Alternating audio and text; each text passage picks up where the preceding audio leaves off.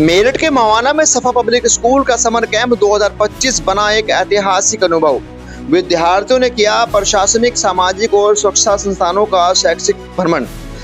जी हां, आपको बता दें कि मौजूदा हालातों को देखते हुए सफा पब्लिक स्कूल ने नई पहल शुरू की है, जिसकी नगरवासी और प्रशासनिक अधिकारी भी सराहना कर रहे हैं। जी हां, आपको बताते चलें कि मवाना में सफा पब्लिक स्कूल के समर कैंप में प्रधानाचार्य अहमद फराज अपने स्टाफ के साथ मवाना कोतवाली में अपने स्कूल के बच्चों को थाना प्रभारी अखिलेश कुमार मिश्रा से विजिट कराने पहुंचे, जहां थाना प्रभारी ने बच्चों को पूरे थाने का भ्रमण कराया और देखते ही देखते बच्चों के अंदर से जो पुलिस को देखकर डर होता है वह निकल गया।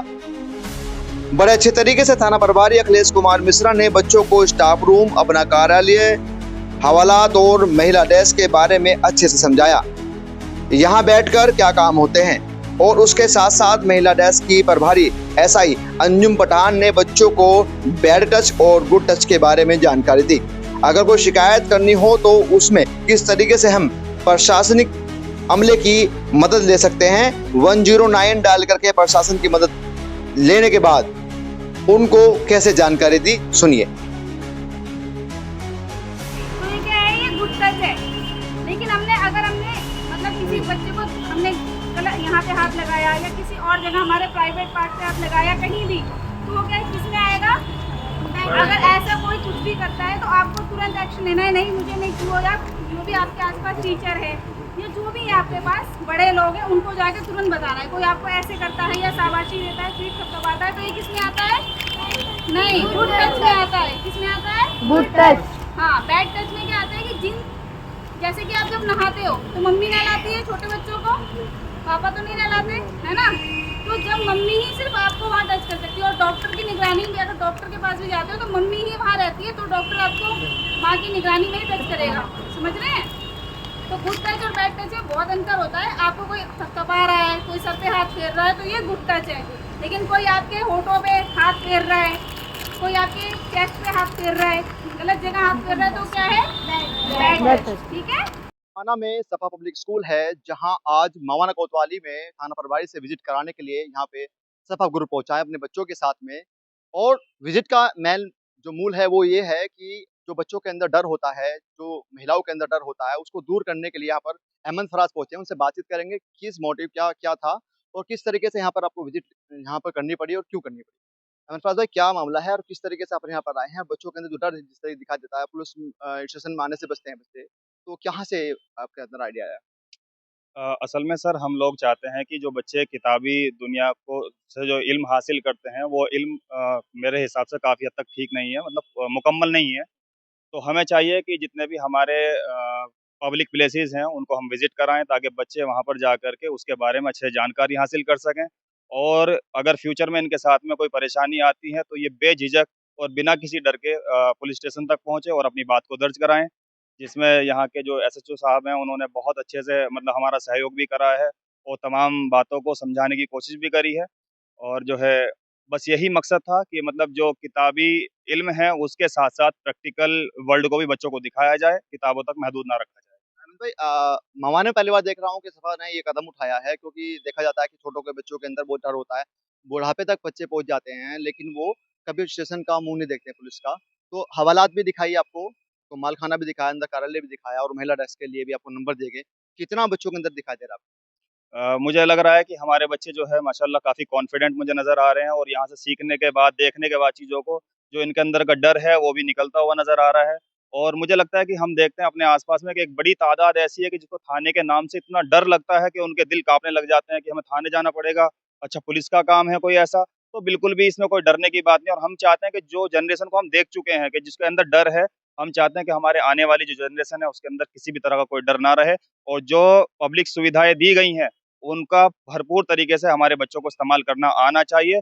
मैं तमाम स्कूल वालों से भी मतलब इसमें रिक्वेस्ट करना चाहूँगा कि अपने बच्चों को किताबी दुनिया से निकाल कर के रियल वर्ल्ड में लाने की कोशिश करें और अपने बच्चों को अलग-अलग जगहों की विज़िट ज़रूर कराएँ।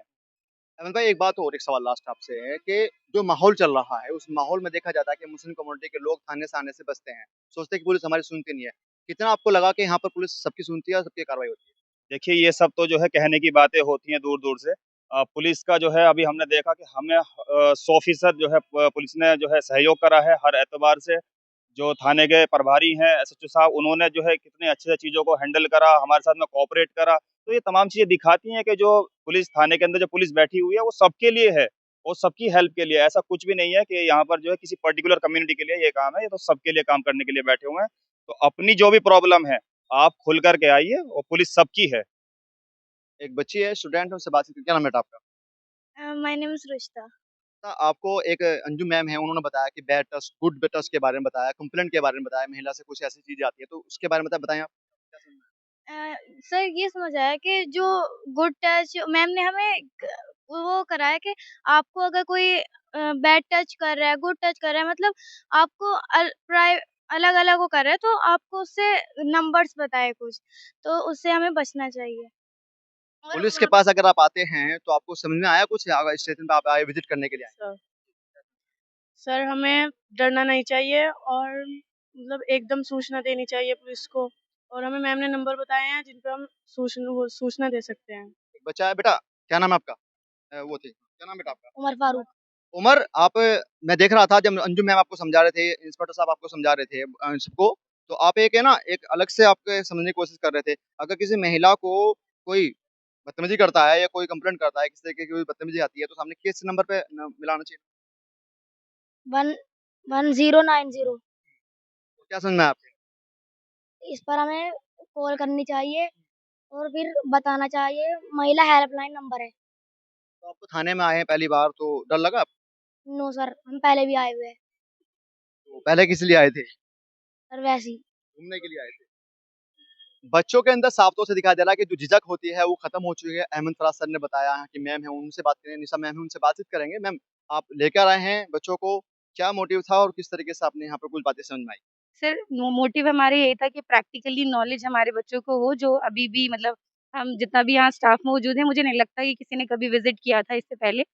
तो हम अपने मैनेजमेंट की और अपनी प्रिंसिपल सर की तारीफ करना चाहेंगे कि वो इस तरह के अच्छे कदम उठा रहे हैं जिससे हमारे बच्चों को अच्छी नॉलेज मिल रही है और वो प्रैक्टिकली बहुत इंडिपेंडेंट हो जाएंगे।